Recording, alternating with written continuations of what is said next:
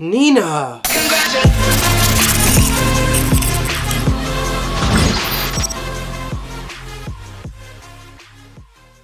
Hey y'all, welcome to General Hospital MV, my GH after show. Let's get into it. We're gonna switch things up a bit and talk about Nina and Sunny first. I know. Nina is a damn hot mess. Obviously last week when Mike kissed Nina, she ran for the hills. Things were awkward, obviously. But this week they discussed their feelings and Nina says straight up that they can't be together. She doesn't tell him why. She doesn't tell him that she knows who he is, where his life is, and where his wife is. She just goes on and on about how she's a bad person, and she's right about that. They then discuss how they both found peace in Nixon Falls, and Nina was very close to agreeing to stay there, but then she gets a call from Michael, who has suddenly had a change of heart in terms of her visitations with Wiley. Let's talk about why Michael changed his mind. Last week when Michael and Willow were making love in their gatehouse, someone was watching, and that someone was Jasper Jax. And this man goes to Michael and blackmails him and tells him that he will run to Chase and tell Chase on his deathbed about Michael and Willow's affair unless he tells Nina that she can visit Wiley again. Michael reluctantly agrees and he goes over to tell Carly that he has decided to let Wiley back into Nina's life, but Carly is smart. She picks up on the fact that Jasper Jax had something to do with that and that odds are he probably blackmailed him into it. Jax didn't actually say anything, but she knows. Nina quickly books it over from Nixon Falls straight back to Port Charles to visit the Quartermains instantly, but not before she had given Sunny a kiss goodbye. She shows up to the Quartermain mansion and she gets to meet Valentine's daughter, Bailey Lois Quartermain, and of course she has some feelings about that. She played it pretty cool, but you could tell. Anyway, Michael meets her at the gatehouse, and of course he sets some boundaries. Nina swears that she will not bring Nell up to Wiley, and you know what? To her credit, she didn't. However, what she does bring up to little Wiley when they're spending alone time together is that she ran into his grandpa, Sunny, in Nixon Falls, and she confides in little Wiley about the fact that she's keeping that a secret from Carly because she was mean to her, and she's sitting there asking him like, should I tell Carly? Nina, this is a child. This is a toddler. And need I remind you that this is the same toddler who went to Michael and Willow off screen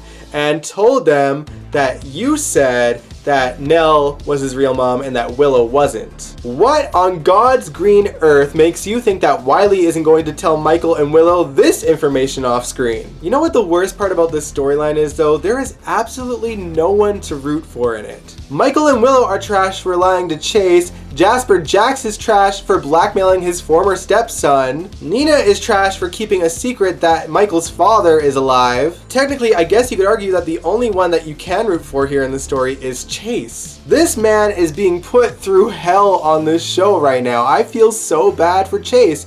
Finn and Elizabeth finally found a way to cure Chase, and it has something to do with getting the DNA from Chase's parents. So naturally, Finn takes a swab from himself and from Jackie, and I don't know how this would work in real life, it probably wouldn't, but whatever he conjured up, putting their DNA together should form some kind of a cure for Chase. Unfortunately for Finn, when he gives Chase that medicine, he has a bleeding nose and ends up having a seizure.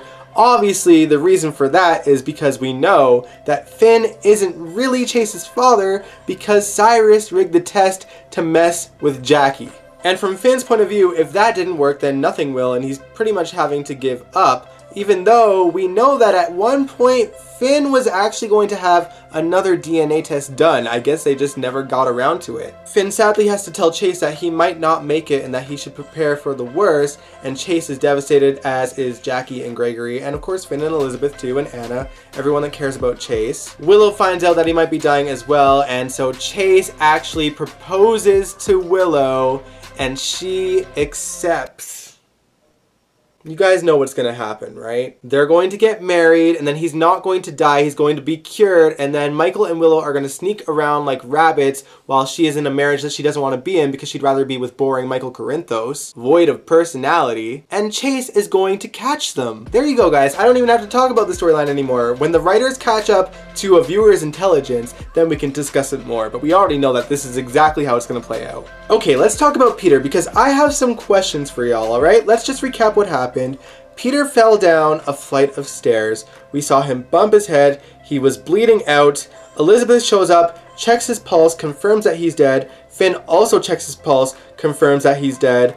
They have a conversation over his dead corpse for about an hour about how they need to cover it up that he is dead and make it seem like he is on the run indefinitely. So my question is, why do some of y'all think Peter is alive? Another question is, why do some of y'all think that they left the body there if their plan was to make it look like he was on the run indefinitely? They wouldn't just leave his body there. How do some of y'all think he's alive? Furthermore, there's been articles released that Wes Ramsey is out at GH, so I don't get it. Someone please enlighten me why y'all think this. They talked over his dead corpse for an entire episode. Y'all have lost me. It's not all of you. Some of you believe that he's dead too, but some of you don't, and I don't get it. What more proof do you need? If I'm wrong, I'll eat my words, but like, honestly, the proof is in like every scene that we saw. Anyway, I'm still bitter that they're covering this up. I mean, it could have very easily looked like an accident if they just corroborated each other's stories. They wouldn't have had to deal with this way.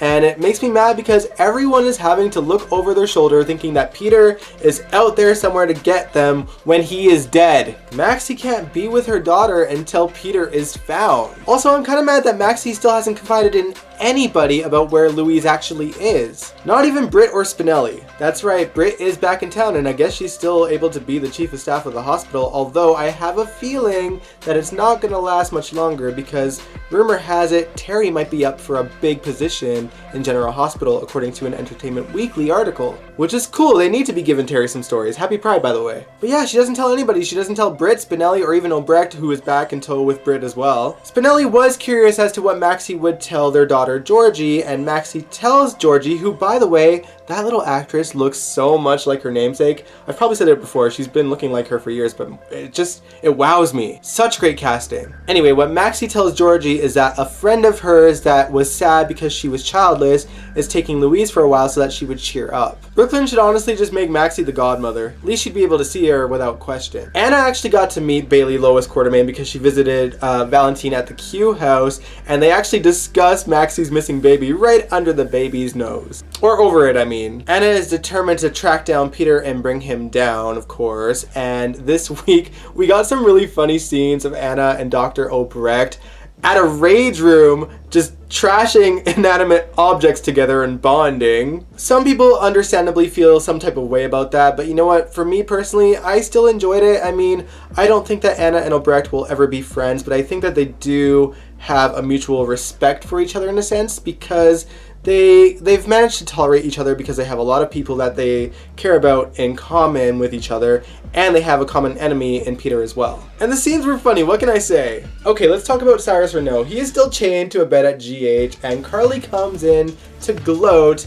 Cyrus tries to bring up Dev and Sunny and the legal situation, but it turns out that when Diane formed an immunity deal for Gladys, they also formed an immunity deal for Carly in regards to Dev and Sunny and the legal status of Dev Corbin as well. So that's that on that, but I mean, I don't think it would have mattered much anyway because both Dev and Sunny are dead or thought to be dead in Sunny's case. There was one more matter in Cyrus' story that needed to be dealt with though. Martin runs into Laura and tells her that Cyrus still has their mother stashed away somewhere and asks Laura if she can go talk to Cyrus and try and convince him to let Martin see their mom. She does that, but she didn't really need to because Martin also ran into Carly, who actually found Florence and led Martin to Florence, and then Martin calls Laura so that she can pass the phone to Cyrus, and when Cyrus answers the phone, it's Florence. That, my friends, is how you wrap up a story. Not that I think that GH is totally done with Cyrus,